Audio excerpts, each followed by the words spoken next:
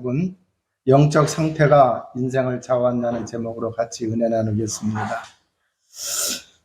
어떤 사람은 술을 적당히 마시게 되면은 건강에도 좋다고 이렇게 얘기를 합니다. 그런데 이 알코올이 우리 몸에 들어가게 되면은 영향을 끼치게 돼 있어요. 이제 그 좋은 것도 있습니다. 그런데 안 좋은 것이 더 많아요. 그래서 자기가 느끼든지 못 느끼든지 생물학적으로 이렇게 좀 영향을 끼치고 있어요. 근데 이제 이게 좀 지나가다 보게 되면은 만취할 때가 있습니다. 자, 사람이 만취하게 되면은 실수를 할까요, 안 할까요? 실수를 해요. 그런데 이제 이게 지속이 되면은 삶에도 문제가 생기고, 그래서 사업을 하는 사람들 중에는 이 술 취해가지고 큰 실수해서 어려움 당하는 사람들도 많이 있어요.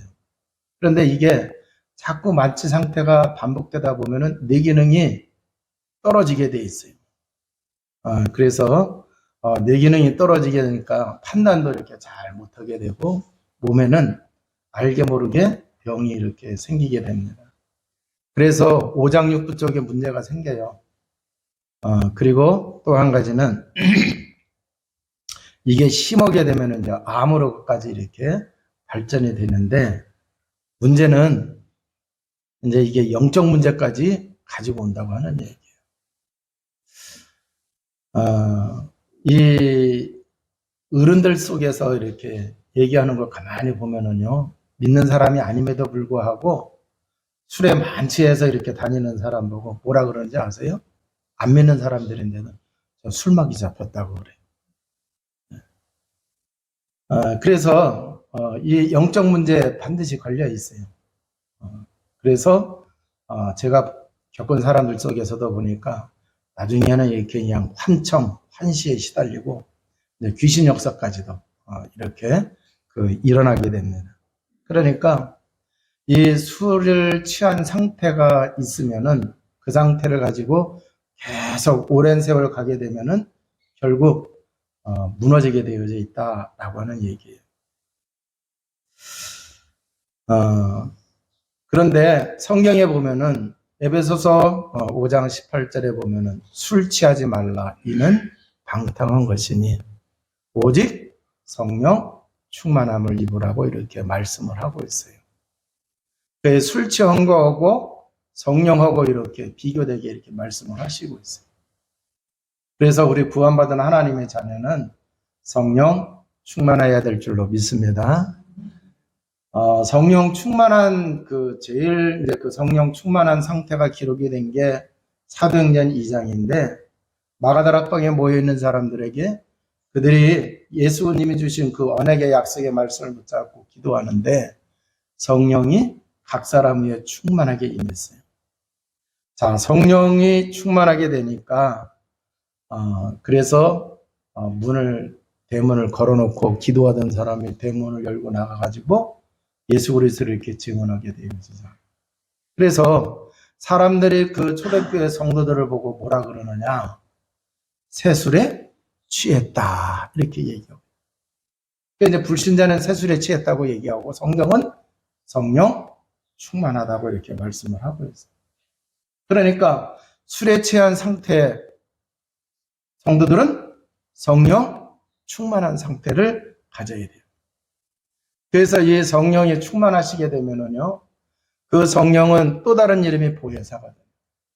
자, 하나님의 자녀에게 보혜사 성령을 보내주신다고 말씀하고 있어요. 그래서 이 보혜사 성령이 어떻게 하시느냐, 그가 너에게 모든 것을 가르치고 그랬어요. 내가 너에게 말한 모든 것을 생각나게 하리라. 그래서 성령께서 우리를 가르치시고 주님이 주신 그 말씀을 생각나게 해서 어떻게 살아가게 하시느냐, 하나님 복음의 말씀 중심으로 그 인생이 살아가게 하시는 거예요. 그러면서 주님이 말씀하신 말씀 가운데 성령에 대한 얘기가 있거든요. 그래서 그 성령의 인도를 받으며 성령의 은혜 속에 우리가 살아가게 되는 거예요. 그래서 성령 충만하게 되면은요, 어떤 일이 벌어지느냐? 예수님께서 말씀하셨어요. 너에게 평안을 끼치노니 곧 나의 평안을 너에게 주노라. 그랬어요. 주님이 우리에게 주신 그 평안함이 끼쳐져야 우리가 평안해질 수가 있어요. 주님이 주신 평안함을 누리려고 하면 어떻게 되느냐? 성령이 역사하셔야 될 줄로 믿습니다. 성령 충만해야 돼요. 자, 그래서 복음을 누릴 때 이렇게 되는 거예요. 그래서 구원받은 하나님의 자녀는 이렇게 성령이 함께 하시고 성령이 구원받은 자들에게 영향을 끼침으로 인해서 이 세상 속에서 어려움이 있고 환란이 있고 또 이제 우리가 이해할 수 없는 그러한 일들을 만난다 하더라도 우리는 조금도 근심할 필요가 없게 될 줄로 믿습니다. 자, 그래서 우리는 성령 충만한 그러한 영적 상태를 가져야 돼요. 베드로가 복음은 알았는데 성령 충만하지 못하니까 위기 앞에서 두려움에 예수님을 부인하기까지도 했어요. 그랬던 베드로가 성령 충만하고 난 이후에 예수 그리스도 복음을 담대하게 증거해요. 그러는 가운데에 남에서부터 안진뱅이 된 사람에게 그리스도 이름을 선포를 했어요. 그랬더니 이 사람이 치유가 되어졌어요. 자, 그래서 예수 그리스도 이름 말했다고 붙잡아다가 종교재판에 회부를 했어요. 그런데 겁 많던 베드로가 사도행전 4장에서 보니까 담대해요. 조금도 굴하지 아니에요. 그런데 성경은 뭐라고 말씀하시고 있느냐? 4장 8절에 보니까 베드로가 성령 충만하여, 할렐루야. 성령 충만하면은요, 담대해지게 되어집니다. 자, 그러면서 무슨 얘기를 하느냐? 천하 사람 중에 다른 이로서는 구원을 얻을 수 없나니 천하 사람 중에 구원 얻을 만한 다른 이름을 우리에게 주신 일이 없다. 그랬어요. 그래서 내가 이 사람에게 한 거는 예수 그리스도 그 이름밖에는 내가 전한 게 없다. 그런데 너희가 십자가에 못 박아 죽이신 그분이 바로 예수 그리스도가 아니냐. 그래서 그 예수 그리스도만이 하나님이 주신 구원의 이름이지 다른 이름은 없다고 하는 얘기예요. 그러면서 결국 뭐를 한 거냐? 이 베드로가 복음의 증인의 역할을 하게 됩니다. 사랑하는 성도 여러분, 우리가 술에 취할 것이 아니라 성령 충만한 상태가 된다고 하면은 세상이 아무리 어렵다 하더라도 복음의 비밀을 누리면서 나가는 주의 백성들은 담대하게 될 줄로 믿습니다. 그리고 복음의 증인이 되어지는 거예요. 자, 그러면은 사람에게는요, 여러 가지 형태의 영적 상태가 있을 수 있어요, 없어요? 있어요. 자, 그래서 그 사람마다 그 영적 상태가 어떠냐에 따라서 인생이 좌우가 되는 거예요. 자, 어떤 사람들은 율법에 빠져가지고 이 율법이 충만한 영적 상태가 될 수가 있어요.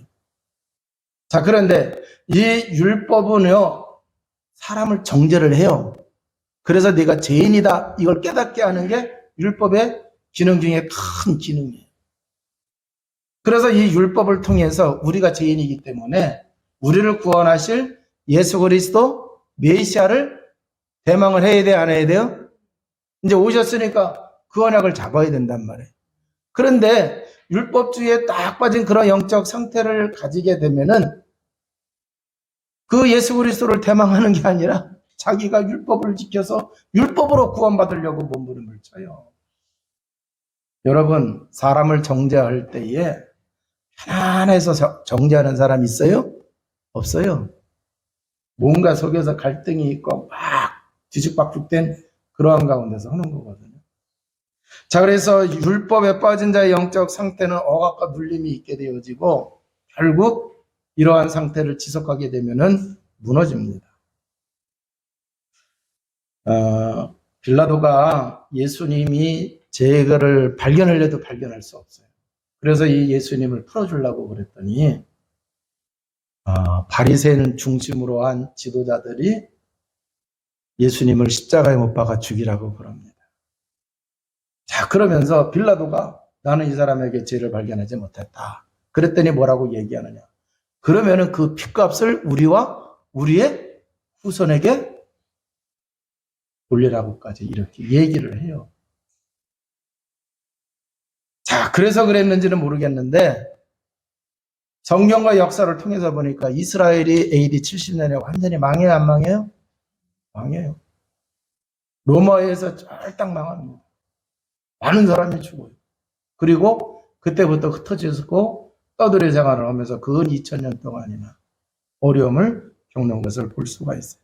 근데 문제는 뭐냐고 하면은 이렇게 율법주의에 빠져가지고 예수님을 정죄하고 예수님을 십자가 못 박아 죽게 했는데 자기만 망하는 게 아니라 자기의 후손까지도 이렇게 망하게 했다는 얘기. 자, 그리고 이렇게 주변에서 보게 되면은요, 율법주의에, 이 율법에, 그러니까 이제 거기에 이렇게 되어가지고 이제 자녀를 양육하는 사람들이 있어요. 그래서 옳고 그름 분명히 해주면서 이렇게 하면 안 된다, 저렇게 하면 안 된다, 이렇게 해야 된다, 저렇게 해야 된다. 그런 밑에서 자란 자녀들 보니까요, 규모는 있습니다. 왜? 이렇게 하면 안 되는 거, 저렇게 하면 되는 거 알아요. 그잖아요. 그러니까 규모는 있어요. 근데 문제는 뭐냐고 하면은 눌려서 자라는 거. 눌려서 자라났기 때문에 뭔가 속에 자기가 있는 게 있단 말이에요. 억압된 게. 그래서 나중에 규모가 있기 때문에 성공도 많이 해요. 어느 자리까지 올라가요. 근데 올라가고 난 다음에 이제 이 속에 있던 게 터져버려요. 그래서 무너지는 경우가 많이 있어요. 율법에 빠져서 이렇게 신앙생활을 하게 되면은요, 니고데모 같은 그러한 이제 신앙생활을 할 수밖에 없어요. 성경에 보니까 니고데모는 바리새인이라고 그랬어요. 지도자라고 얘기하고 있습니다. 근데 이 사람이 자기 나름대로 신앙생활을 열심히 했어요. 바리새인이니까 율법에 따라서 그잖아요. 율법을 지키면서 얼마나 신앙생활을 잘했어요. 그런데 예수님하고 대화하는 과정 속에서 보니까 예수님은 거듭나야 된다고 말씀하시고 있고 물과 성령으로 나야 된다고 얘기하고 있고 또 이제 영으로 난 것은 영이요 육으로 난 것은 육이라고 이렇게 말씀해요. 그래서 성령으로 난 사람만이 하나님의 나라에 볼 수가 있고 들어갈 수가 있다고 하는 그런 말씀을 주세요. 그리고 성령으로 난 사람이 하나님께로부터 났다고 이렇게 얘기를 하고 있어요. 그러니까 결국 뭐예요? 이 니고데모가 신앙생활은 자기는 잘했다고 했는데 예수님과의 그 대화 속에서 보니까 종교생활하고 있는 거예요. 자, 율법을 잘 아니까 모세가 노뱀을 든 것 같이 인자도 들려야 하리라 그랬어요. 그러니까 모세가 노뱀을 들었다고 하는 얘기는요, 장차 메시아가 오셔서 사람들이 왜 죽게 됐어요? 하나님께 불평하고 원망하고 그잖아요. 죄를 짓다가 죽게 된 거예요. 그게 다 죽게 되니까 모세가 기도해가지고 하나님께 구원받을 수 있는 길을 알려달라고 그랬더니 노뱀을 만들어가지고 장대에 달고 그것을 사람들이 볼 수 있게 매달라고 그래요. 누구든지 그걸 보게 되면은 물린 사람도 살고 앞으로 물릴 사람도 살게 하신다고 말씀. 그래서 장차 메시아가 오셔서 죄인인 우리를 멸망받을 우리를 구원하기 위하여 예수님이 뭐라 하죠? 인자도 들려야 하리라 그랬단 말이에요. 그러니까 니고데모가 열심히 신앙생활을 한다고 했는데 결국은 뭐예요? 복음 놓친 신앙생활을 한 거예요. 메시아가 오셨잖아요. 그걸 모르고 있는 거예요. 그게 종교생활에 빠진 거죠. 그래서 율법에 너무 빠져 있게 되어지면은 결국 그 영적인 상태는 종교생활하는 영적 상태가 되고 많은 이제 어려움을 당할 수밖에 없는 거예요. 베드로가 이방인 사람 고넬료의 집에 가서 예수 그리스도 복음을 전했더니 성령께서 그 가정에 충만하게 임하였어요. 그래서 베드로가 이거 보고 야, 이방인에게도 성령께서 복음을 얘기했더니 성령께서 임하시는구나. 너무너무 기뻐가지고 같이 우리나라 말로 하면 밥 먹고 그랬단 말이에요. 그러면서 이제 계속 또 말씀 전해주고 그랬어요. 그랬더니 율법에 아직도 빠져있는 자들이 예루살렘에서 부른 거예요. 베드로 부른 거예요. 자, 출애굽기 12장 44절 48절에 보게 되면은 할례 받지 않은 사람들하고 같이 음식을 나누지 말라고 그래요. 그런데 이 고넬료라고 하는 사람이 바로 그 이방인이거든. 그러니까 이제 그 예루살렘의 율법에 빠져 있는 사람들이 왜 할례 받지 않은 사람하고 같이 밥 먹고 그랬느냐.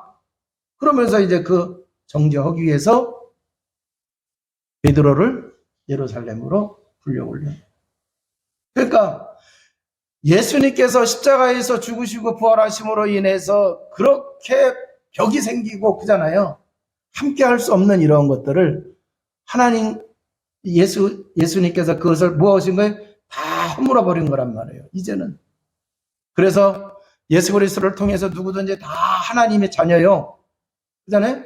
하나님의 자녀이기 때문에 함께 식탁도 할 수 있고 함께 신앙생활도 할 수 있고 그러는 거거든요. 그런데 유대인들 생각 속에서는 이게 아니란 말이에요.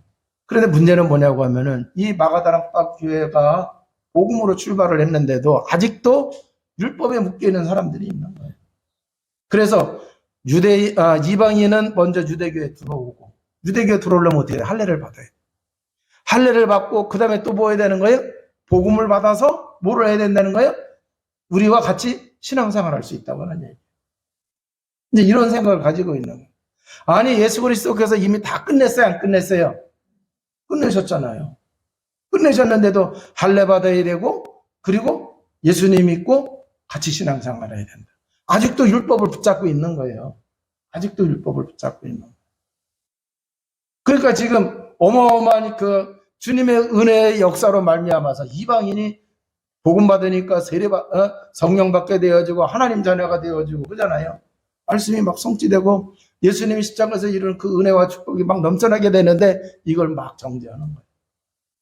그래서 우리가 율법에 빠져서 그런 영적 상태를 가지고 있게 되어진다고 하면은 우리 자신도 뭔가에 묶여 있는 거예요. 율법에 묶여 있어요. 율법에선 자유로워야 돼요. 왜? 이미 예수 그리스도가 뭐 하셨어요? 이루셨잖아요. 그래서 바울이 복음 전하면서 이 율법에 자유롭기 때문에 뭐 했어요? 음식 때문에 시험 드는 사람이 있다고 하면은 먹을 수 있음에도 안 먹고 그잖아요. 또 이제 그러한 사람들과 같이 이방인들과 같이 어울리기 위해서는 또 어떻게 했어요? 이방인들과 함께 어울리도록 하려고 하면은 율법에 묶여 있으면 어떻게 되는 거예요? 같이 어울려요? 못 어울려요? 못 어울린단 말이에요.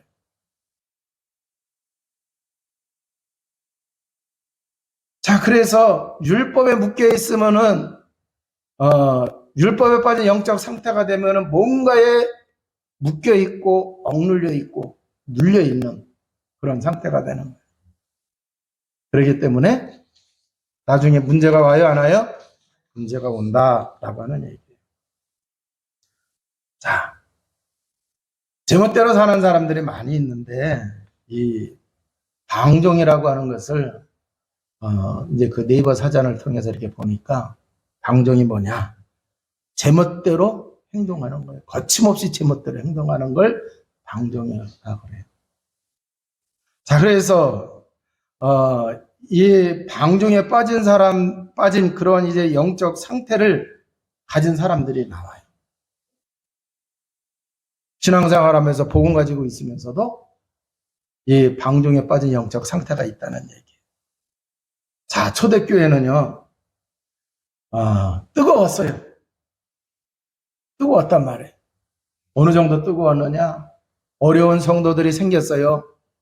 자, 신앙생활을 하게 되니까 예수님 믿는 사람 핍박하니까 공동체에서 쫓겨나요. 직장에서 쫓겨나요. 그러니까 그런 사람들이 교회 안에 잔뜩 있었단 말이에요.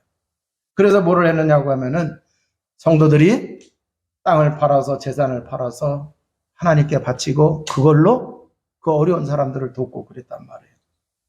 그래서 이 초대교회가 성령 충만하고 복음의 열정이 대단했던 그 교회인데 그 교회 안에 자기 중심으로 제멋대로 행동하는 사람들이 있었다고 하는 얘기예요. 그게 누구냐? 아나니아가 삽비라예요. 이 아나니아 삽비라가 하나님께 그 땅을 바쳐가지고 그 어려움 당하는 사람 이제 돕기로 했었는데, 그런데 팔고 나서 바치려고 하다가 뭐를 했어요? 일부만 이렇게 바치고 속였단 말이에요. 그런데 성경을 통해서 보게 되니까 성령을 속였다고 이렇게 말씀하고 있어요. 성령을 속였다고. 자, 그러면 우리가 나도 모르게 방종에 빠지게 되면은 이 방종은 제멋대로 행동하는 건데, 제멋대로는 기준이 누구예요? 자기란 말이에요. 그잖아요. 그래서 자기가 기준이 돼서 정말 하나님의 자녀는 성령의 인도받아야 되고, 그잖아요.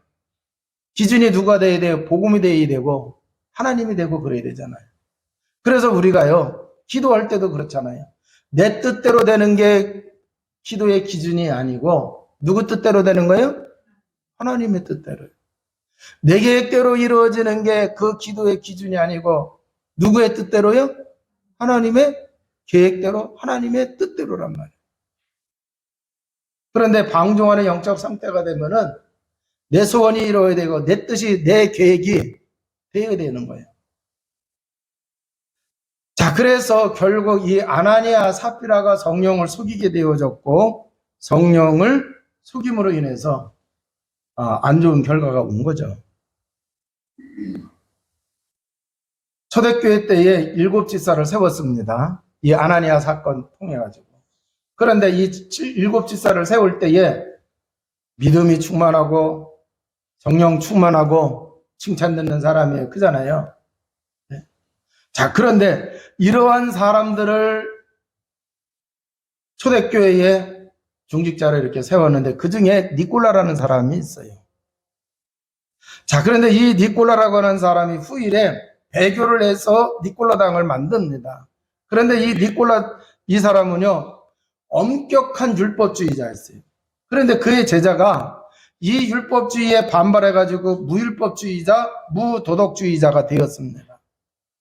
그래서 율법주의를 주장하던 이 니콜라가 당을 만들었는데 나중에는 어떻게 변절이 되어졌느냐고, 거기에 반발심에 의해 가지고 무율법주의자, 그 다음에 또요 무도덕주의자가 된 거예요. 그 기준이 없어요. 자기 마음대로 이렇게 하는 거예요, 막. 그런데 더 무서운 것은 뭐냐? 계시록 2장을 통해서 보니까 이들에 의해서 우상 숭배와 성적 부패가 교회에 들어오게 되어졌다라고 하는 얘기예요. 자, 그래서 방종한 영적 상태를 가지게 되면은 우상 숭배에 빠지는 거예요. 자, 우상에는요, 형상의 우상이 있고 무형의 우상이 있어요. 형상의 우상은 모양을 만들어 놓고 그걸 섬기는 거예요. 무형의 우상은 뭐예요? 보이지 않는 거예요. 어떤 사람은 명예심이 우상일 수도 있고, 어떤 사람은 자녀가 우상일 수도 있고, 어떤 사람은 돈이 우상일 수도 있고, 또 어떤 사람은 뭐예요? 지식이 우상일 수도 있고, 그렇단 말이에요. 자, 그래서 이렇게 되어지고, 또 이제 이렇게 되어지면서 성적 부패가 교회에 들어오는 것처럼 지금 이제 그 방종에 빠진 그러한 영적 상태를 가지게 되면은 세상이 어떻게 되는 거예요? 성적 타락이 많이 와요, 안 와요? 오게 되어져 있다라고 하는 얘기입니다. 데살로니가 후서 2장 9절에서 11절을 통해서 보니까 진리를 믿지 않고 불의를 좋아하는 자들은 방종에 빠진 사람들입니다. 그래서 이 사람들은요, 사단에게 잡혀서 미혹하게 된다고 그래요. 그리고 그들은 결국 구원을 받지 못한다고 말씀을 하고 있어요. 자, 그래서 이 방종은 사람들을 사치에 빠지게 하고 방탕에 빠지게 해요. 그런데 그런 영적 상태를 가지게 되면 결국 나중에는 사단에게 잡힌다는 얘기예요. 그래서 완전히 무너지게 되고 실패하게 된다. 자, 그런가 하면은요, 이 영적 문제를 이렇게 가지고 있는 사람이 있어요. 이 영적 문제는 멸망하는 영적인 상태로 바뀌게 되어져요. 자, 그래서 이 영적 문제 우리가 쉽게 생각하면 안 돼요. 바울이 선교팀이 돼가지고 이제 복음을 전하러 나갑니다. 바보섬에 갔더니 무속인이 이제 총독을 영향을 끼치고 있어요. 그러면 무속인이 영적 문제 가진 사람이에요? 아니에요? 영적 문제 가진 사람. 자, 빌립보 가서 복음을 전했더니 또 여기에는 귀신 들려서 점하는 사람이 뭐를 했어요? 그 빌립보 지역을 장악을 하고 있어요. 에베소라고 하는 지역에 가서 보니까요, 이 우상이 큰 신전이 있어가지고 이제 그 우상이 뭐 한 거예요? 에베소 전 지역을 장악을 하고 있는 거예요. 자, 그래가지고 결국 어떻게 되어지느냐. 이러한 이제 그 영적 문제가 멸망하게 하는데 그러한 이제 그 영적인 상태로 사람들을 계속 몰고 간다고 하는 얘기예요. 영적 문제는 마귀에게, 악한 영에게 영향받고 잡힌 상태. 죄로 인해서 오는 그러한 이제 그 문제 속에 이렇게 딱 이렇게 걸려 있는 게 그게 바로 보다 영적 문제라고 하는 얘기예요. 일본이 군국주의가 제국주의로 이렇게 바뀌면서 여러 나라를 침략을 했어요. 그런데 이 나라가 부강하게 되니까요, 이 일본 왕을 갖다가 천황이라고 하면서 왕을 숭배를 했어요, 안 했어요? 했어요. 그래가지고 우리나라 보고는요, 신사를 만들어 놓고 이제 거기다 절하라고 그랬어요. 자, 그러면서 이 사람들이요, 다른 나라를 침략을 하고 약탈을 하고 막 어려움을 이렇게 가져다 줬어요. 그런데 그렇게 영적 문제에 걸려서 사람을 갖다가 왕을 갖다가 신이라고 하면서 그렇게 우상 숭배하고 하던 그 일본이 어떻게 됐어요? 원자폭탄 맞고서 완전히 망하게 되지 않았습니까? 자, 그래서 결국 이 영적 문제를 그대로 방치하게 되면은요, 멸망하는 영적 상태로 이렇게 바뀌게 된다라고 하는 얘기예요. 그래서 이러한 부분을 우리가 올바로 알고 치유받아야 될 줄로 믿습니다. 마태복음 12장 22절에서 4절에 45절까지를 보게 되면은 표시 안 나는 영적 상태가 있어요. 표시 안 나는 영적 상태. 그래서 이 표시 안 나는 영적 상태로 인해서 분쟁과 다툼을 하게 되고 결국은 실패하게 되어진다라고 하는 얘기예요. 자, 그러면은 이 안 좋은 잘못된 이 영적 상태가 그대로 방치하거나 그걸 그대로 유지하게 되면은 완전히 무너지는 거예요. 그잖아요.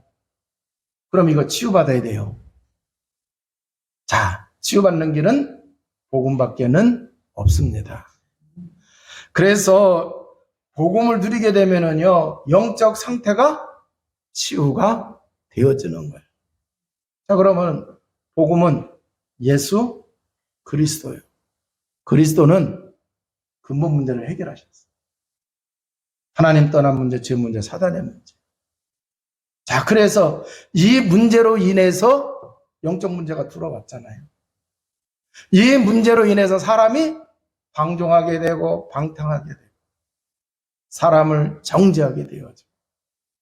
하나님의 율법을 통해서 이 근본 문제를 해결하실 메시아를 믿으라고 그렇게 했음에도 불구하고 계속 율법만 이렇게 붙잡고 가다 보니까 계속 자기는 바르게 착하게 열심히 사는 것 같은데 눌려요. 억압된 상태예요. 왜? 100가지 중에 99가지는 지켰는데 한 가지를 못 지켰어. 의인이에요? 죄인이에요? 죄인이요. 그러니까 늘 눌려서 사는 거야. 늘 눌려서 사는 거예요. 자, 그래서 이 그리스도께서요, 하나님 떠난 문제, 죄 문제, 사단의 문제를 완벽하게 해결하셨어요? 안 해결하셨어요? 해결하셨어요. 그래서 그 예수 그리스도를 믿으면은 누구든지 하나님의 자녀가 되는 줄로 믿습니다. 그래서 하나님의 자녀가 된 사람이 이 복음을 누리게 되면은요, 예수 그리스도를 누리게 되면 어떻게 돼요? 성령이 역사하세요, 안 하세요? 성령이 역사하세요. 성령이 역사하시는 게 성령 충만한 상태인데, 그때에 동시에 하나님의 나라가 임하는 거예요. 그러면은 여러분, 하나님의 나라가 임한다는 얘기는 하나님이 통치하는 거예요. 그러니까 흑암에 쫓겨가요, 안 쫓겨가요? 쫓겨가게 돼 있어요. 그리고 말씀이 성취되는 역사가 일어나게 되는 거예요. 자, 그래서 증거가 오게 되어지죠. 증거가 오니까 증인의 삶을 살게 되어지는 거예요. 자, 그래서 복음을 누리게 되면은요, 은혜를 받게 되는 겁니다. 할렐루야. 그래서 치유받는 역사가 일어나는 거예요.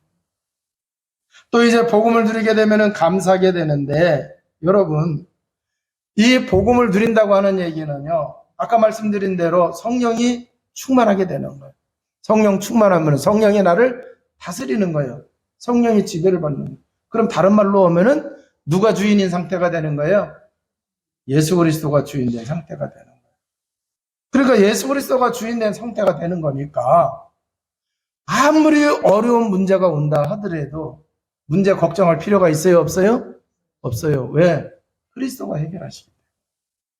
그래서 오히려 초대교회 때 보게 되면은 환란이 오고 핍박이 오고 문제가 왔는데 나중에 보게 되니까 그걸로 오히려